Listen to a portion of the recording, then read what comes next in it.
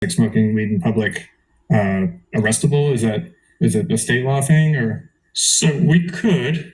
We actually looked at making camping criminal. Right now, it's just a violation. If we made it criminal, that would be municipal court, and it gets very expensive very quick if we wanted to criminalize violations.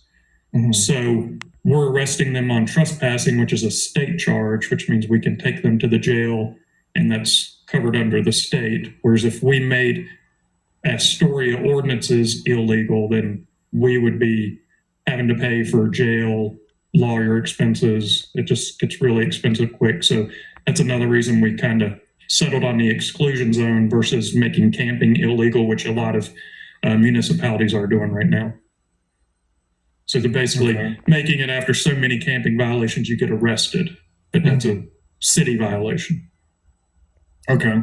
And so then if we did something that some other cities have opted to do and create a designated camping area, then would we have that issue of, if you're camping outside the designated camping area, that we'd have all those extra costs that you're talking about?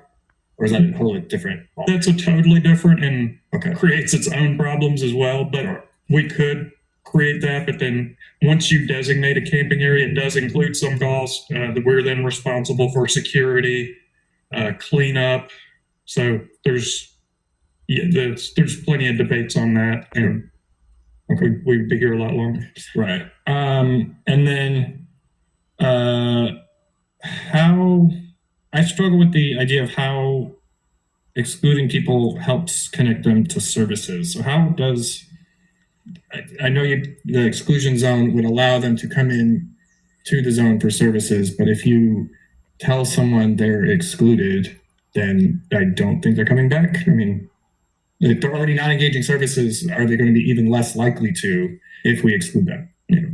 So several of the people that I know that work in that industry, in Helping Hands in particular, their philosophy is you have to be, certain people, not all people, but some people have to be pushed to services. And actually even Medford shared some stories with me, and theirs is different because they rent beds from the jail and they can actually arrest people on camping and hold them. So when you're in jail, you get sober, and then you're more likely to connect with the services. The service providers can make those connections easier. Mm-hmm. So right now, if your existence is on the street and you're only existing to smoke dope every day, and there's nothing forcing you out of that comfort zone, then you're just going to continue that. If we say, no, you can't continue doing that here, we're hoping and be like, well, maybe it'll push them towards LiFEBoat, and then LiFEBoat can start building that relationship. Because even for them, once they get them in the low barrier shelters, this is a long process. It just doesn't, because we put them in shelter one night doesn't mean they're going to cure them, but they get hands on them and they can start building those relationships. CCA tries to do it with the street outreach teams. At least they're getting to know people, but usually when you have them in an area, and Oz, I'm sorry if I'm butchering this philosophy, but it's kind of my understanding of it is if you get there, when they're in the shelter, it's low barrier and you can just build those relationships and try to push them towards the services they need. Mm-hmm. Okay.